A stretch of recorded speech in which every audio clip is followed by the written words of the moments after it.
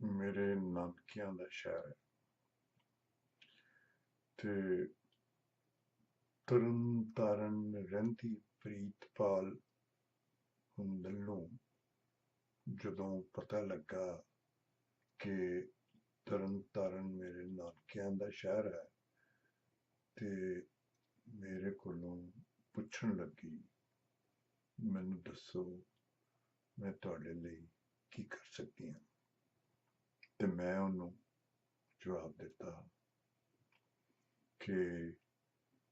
ਜਾਈ ਨੀ ਜਾਈ ਕੁੜੀਏ, ਜਾਈ ਨੀ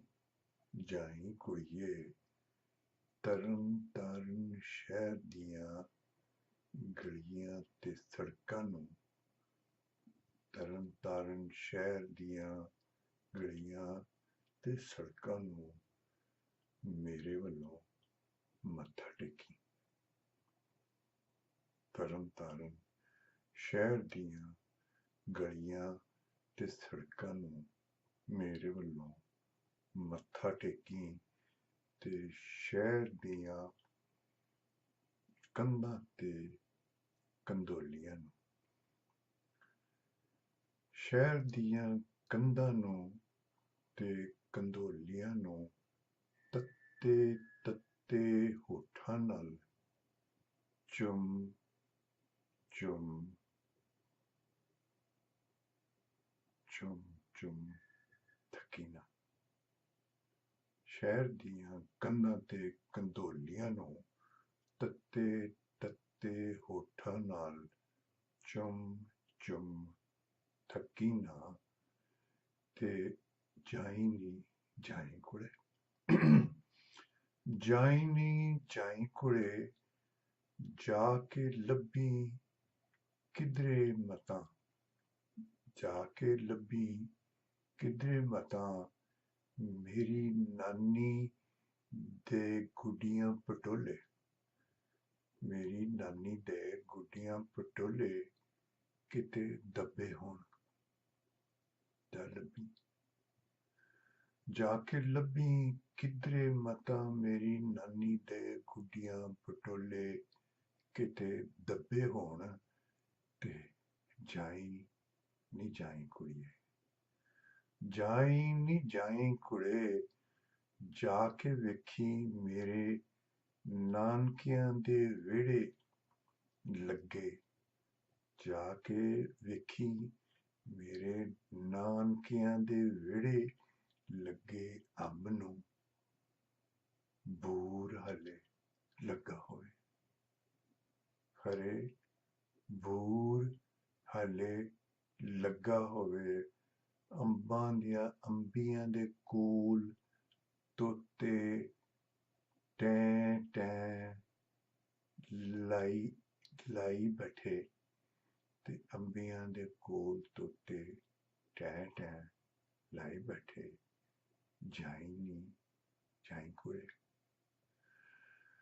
ਅਖੇ ਜਾਈ ਨੀ ਜਾਈ ਕੁੜੇ, ਜਾ ਕੇ ਵੇਖੀ ਮੇਰੇ ਨਾਨਕਿਆਂ ਦੀ ਕੰਧ ਤੋਂ ਗਵਾਂਢਣਾ ਝਾਤੀ ਮਾਰਦੀਆਂ, ਮੇਰੇ ਨਾਨਕਿਆਂ ਦੀ ਕੰਧ ਤੋਂ ਗਵਾਂਢਣਾ ਝਾਤੀ ਮਾਰਦੀਆਂ ਤੇ ਜਾਈ ਨੀ ਜਾਈ ਕੁੜੇ, ਜਾ ਕੇ ਸੁਣੀ, ਜਾ ਕੇ ਸੁਣੀ ਨੂਰ ਦੀ ਬਾਜ਼ਾਰ ਵਿੱਚ ਘੁੱਗੂ ਘੋੜੇ ਵੇਚਣ ਵਾਲੀ ਹੋਕੇ ਪਈ ਦਿੰਦੀ ਹੋਵੇ, ਜਾ ਕੇ ਸੁਣੀ ਨੂਰ ਦੀ ਬਾਜ਼ਾਰ ਵਿੱਚ ਘੁੱਗੂ ਘੋੜੇ ਵੇਚਣ ਵਾਲੀ ਹੋਕੇ ਪਈ ਦਿੰਦੀ ਹੋਵੇ ਤੇ ਜਾਈ ਨੀ ਜਾਈ ਕੁੜੇ, ਜਾ ਕੇ ਵੇਖੀ, ਜਾਈ ਨੀ ਜਾਈ ਕੁੜੇ, ਜਾ ਕੇ ਵੇਖੀ ਜਿੱਥੇ ਮੇਰੇ ਮਾਮੇ ਨੂੰ ਉਹਦੇ ਹੀ ਲੰਗੋਟੀਆਂ ਨੇ ਵੱਢਿਆ, ਜਿੱਥੇ ਮੇਰੇ ਮਾਮੇ ਨੂੰ ਉਹਦੇ ਹੀ ਲੰਗੋਟੀਆਂ ਨੇ ਵੱਢਿਆ ਤੇ ਮਤਾਂ ਕੋਈ ਬੈਠਾ ਉਹਦੇ ਵੈਣ ਪਾਉਂਦਾ ਹੋਵੇ, ਮਤਾਂ ਕੋਈ ਬੈਠਾ ਉਹਦੇ ਵੈਣ ਪਾਉਂਦਾ ਹੋਵੇ ਤੇ ਸੌਣ ਦੀਆਂ ਝੜੀਆਂ 'ਚ ਮੇਰੀ ਨਾਨੀ ਦੀ ਚੁੱਲ੍ਹ ਦੁਆਲੇ ਸਾਉਣ ਦੀਆਂ ਝੜੀਆਂ 'ਚ ਮੇਰੀ ਨਾਨੀ ਦੀ ਚੁੱਲ੍ਹ ਦੁਆਲੇ ਬਹਿ ਕੇ ਜਿੰਨਾ ਮਿੱਠੇ ਪੂੜੇ ਖਾਧੇ। ਮੇਰੀ ਨਾਨੀ ਦੀ ਚੁੱਲ੍ਹ ਦੁਆਲੇ ਬਹਿ ਕੇ ਜਿੰਨਾ ਮਿੱਠੇ ਪੂੜੇ ਖਾਧੇ, ਉਹਨਾਂ ਮੇਰੀ ਮਾਸੀ ਨੂੰ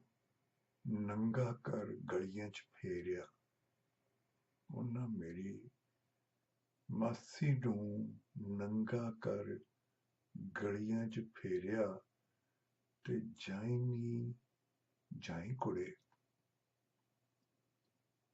ਜਾਈ ਨੀ ਜਾਈ ਕੁੜੇ, ਜਾ ਕੇ ਜ਼ਰਾ ਦੇਖੀ ਮੇਰੀ ਮਾਸੀ ਦੀ ਲੀਰਾਂ ਖੂਨ ਵਿੱਚ ਡੁੱਬੀ ਸ਼ਲਵਾਰ।